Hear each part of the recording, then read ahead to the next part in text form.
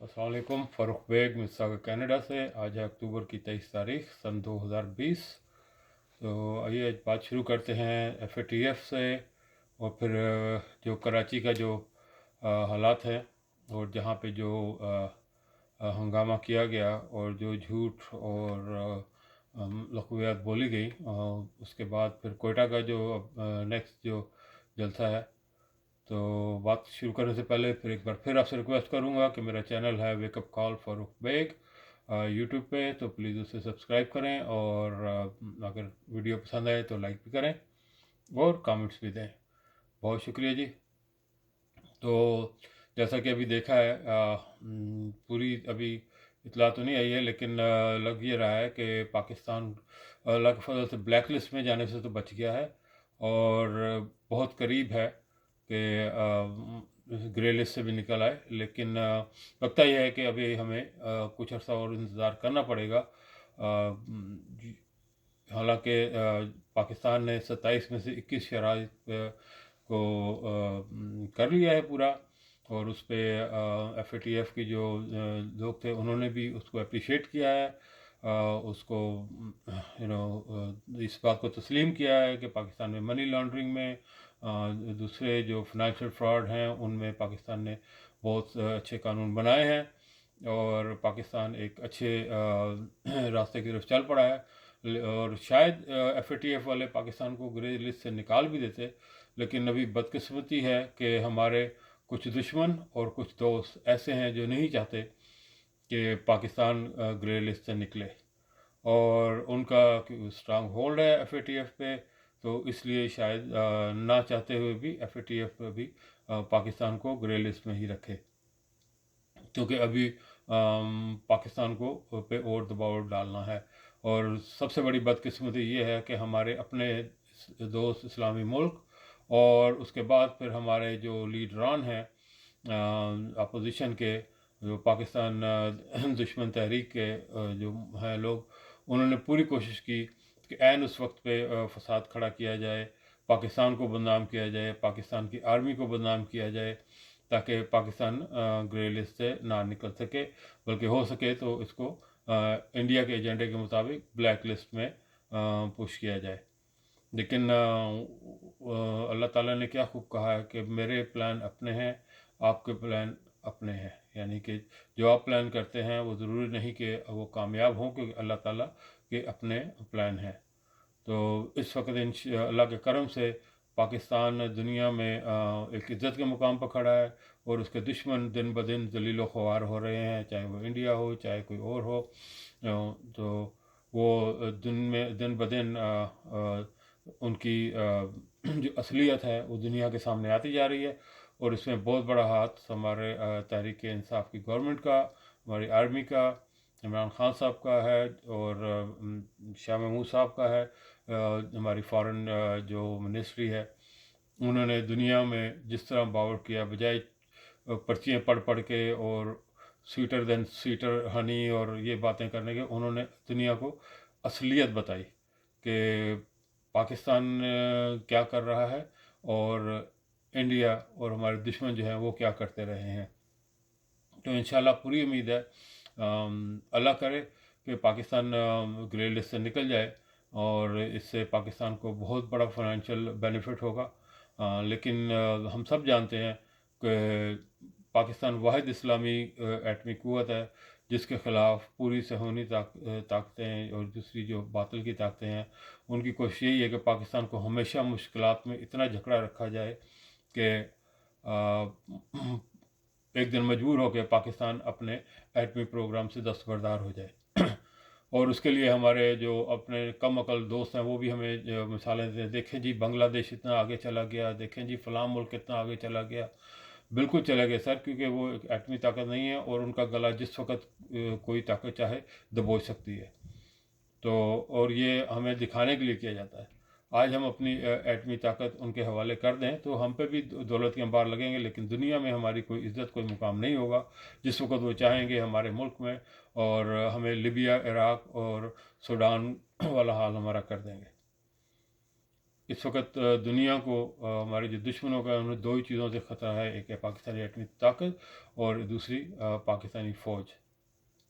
मैं पहले भी अर्ज़ कर चुका हूँ, हमें तारीख़ से अगर थोड़ा शौक़ हो, कोई लगन हो तो हमें पढ़नी चाहिए कि जब सल्तनत उस्मानिया जिससे पूरा यूरोप डरता था, जब उसको तबाह करने की कोशिश की तो हमें हमारे लोगों को इस्तेमाल किया गया। लॉरेंस ऑफ अरेबिया को मुसलमान बना के और वो तुर्कों के ख़िलाफ़ खड़ा किया गया और उसको जो हमारे अरब हैं लोग, उन्होंने उसको सपोर्ट किया और सल्तनत उस्मानिया जिसकी आर्मी से सब डरते थे, उसको पाश-पाश कर दिया गया। मैं ये नहीं कहूँगा कि जो टर्क फ़ौज थी वो कोई बहुत आला फ़ौज थी। मेरी मुराद ये है कि वो उनमें कोई ख़ामियाँ नहीं थी, ख़ामियाँ थीं, लेकिन हम मुसलमानों की जो ख़ामियाँ हैं वो हम आपस में इकट्ठे बैठ के अगर उनको हल करें तो आज वो सल्तनत उस्मानिया भी होती और आज ये जो छोटे-छोटे मुल्क बने हुए हैं अरब के, जिन्होंने सबको अपना ग़ुलाम बनाया हुआ है और वो ख़ुद अमेरिका, इंग्लैंड और फ्रांस के ग़ुलाम हैं, तो हमारी ये हालत ना होती शायद। और यही अब अर्ज़ करना है पाकिस्तान के बारे में। इस वक्त अल्लाह का करम है, पाकिस्तान, टर्की और ईरान और दूसरे ममालिक जो हैं वो आहिस्ता-आहिस्ता एक ब्लॉक में आ रहे हैं और उनमें से सबसे ताकतवर जो मुल्क है दिफाई लिहाज से वो पाकिस्तान है और इंशाअल्लाह माशरती लिहाज से भी और माशी लिहाज से भी अनकरीब पाकिस्तान ही होगा। तो बात अर्ज़ आपसे ये करनी है कि ये जो हाइब्रिड वॉर है पाकिस्तान के अगेंस्ट, ये फिफ्थ कॉलम्स जो हैं इन पे ख़ास नज़र रखें। ये मुँह से मीठे बने हुए हैं, आपके दोस्त बने हुए हैं, लेकिन इनके अंदर जो गलाज़त है, इनके अंदर जो मुनाफ़क़त है, वो उसकी सड़ांध आपको इनकी पोस्ट से और इनकी बातों से साफ़ नज़र आएगी। अब बात करते हैं कराची की। तो कराची का जो ड्रामा था, सबसे पहले तो मैं ये अर्ज़ करूँगा कि किसी की जुर्रत ही क्यों हो कि वो कायद-ए-आज़म के मज़ार पे जाके कोई इस किस्म की बदतमीज़ी करे।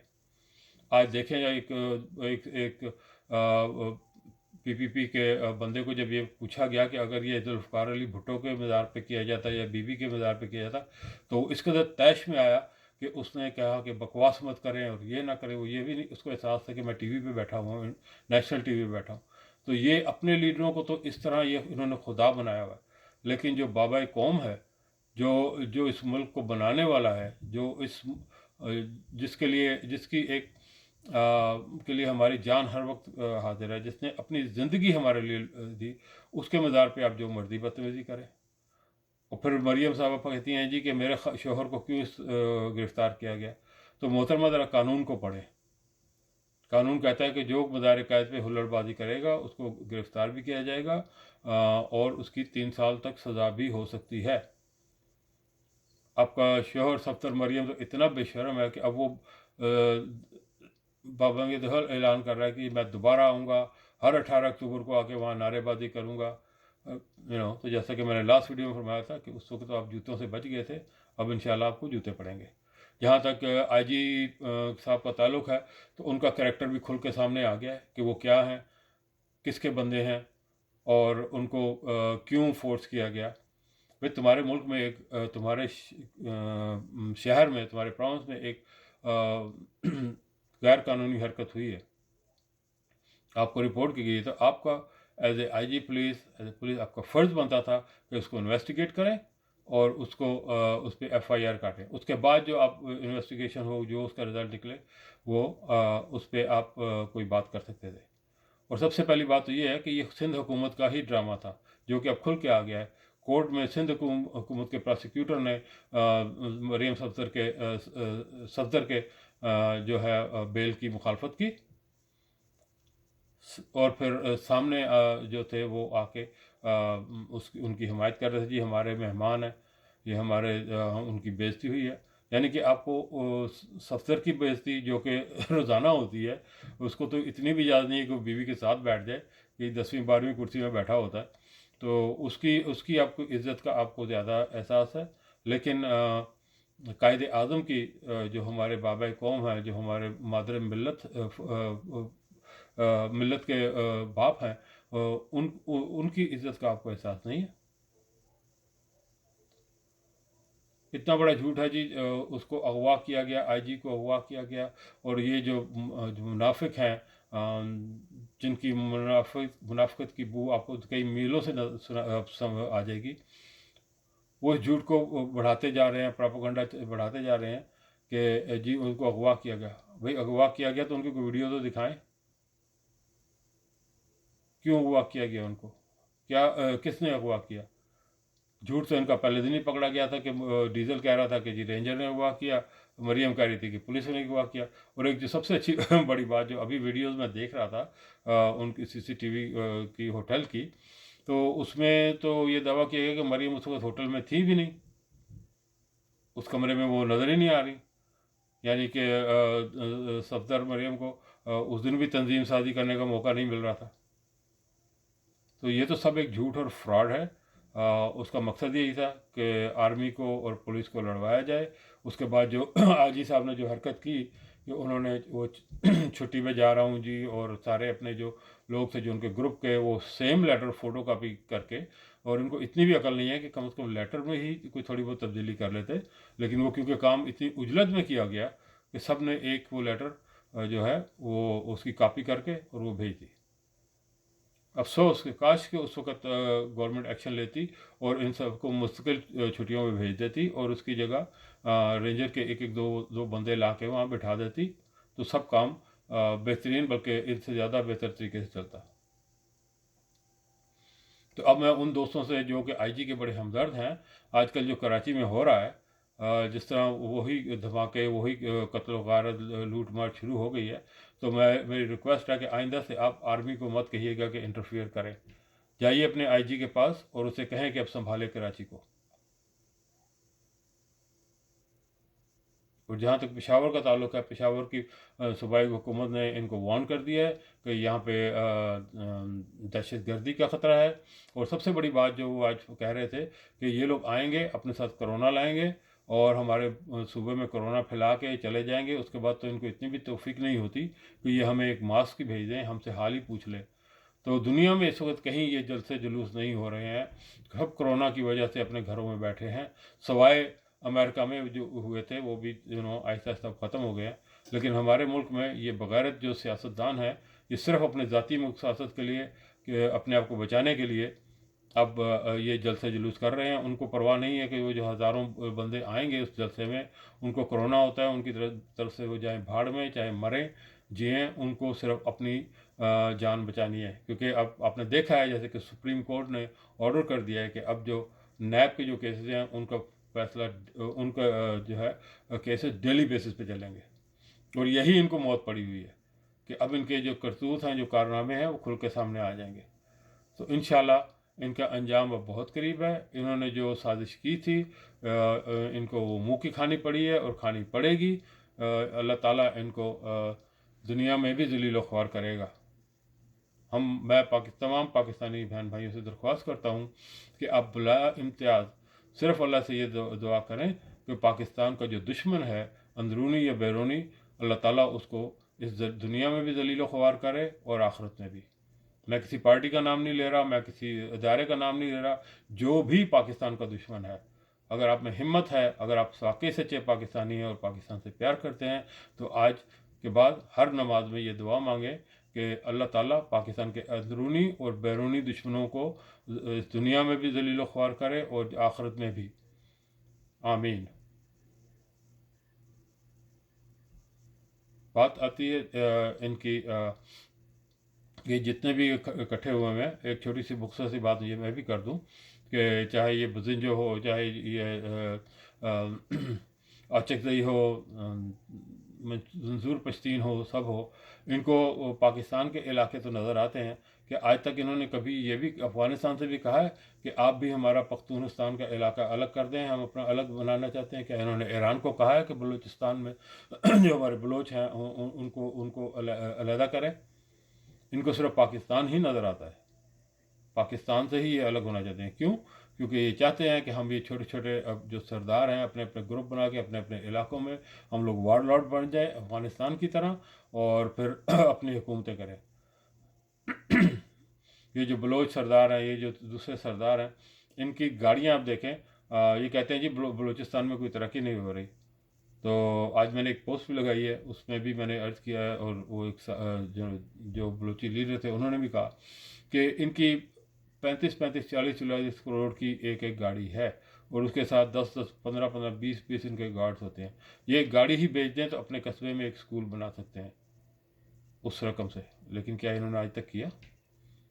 کیا ایک ڈسپینسری بنوائی وہ گاڑی بیچ کے؟ اور ان کی ایک گاڑی نہیں ہے، ان کی درجنوں گاڑیاں ہیں جو 30-35-40 کروڑ کی ایک گاڑی ہے۔ تو ذرا سوچیے ان پہ۔ یہ جو آپ کو جھوٹے نعرے دیتے ہیں جی کہ بلوچ کا اتصال ہو رہا ہے، پنجابی کا ہو رہا ہے، سندھی کا ہو رہا ہے، اور پٹھان کا ہو رہا ہے، پختون کا ہو رہا ہے، تو ذرا ان کو دیکھیں کہ یہ انہوں نے آج تک ان قوموں کے لیے کیا کیا، کیا قربانی دی ہے انہوں نے آج تک، سوائے حکومتیں کرنے کے، سوائے ان کو اپنا غلام بنانے کے۔ بہت شکریہ ایک بار پھر۔ پلیز ہر نماز میں یہ دعا مانگیں کہ اللہ تعالیٰ پاکستان کے اندرونی اور بیرونی دشمنوں کو ناکام کرے، نامراد کرے، اور ان کو دنیا میں رسوا کرے اور آخرت میں بھی۔ بہت شکریہ جی، آمین۔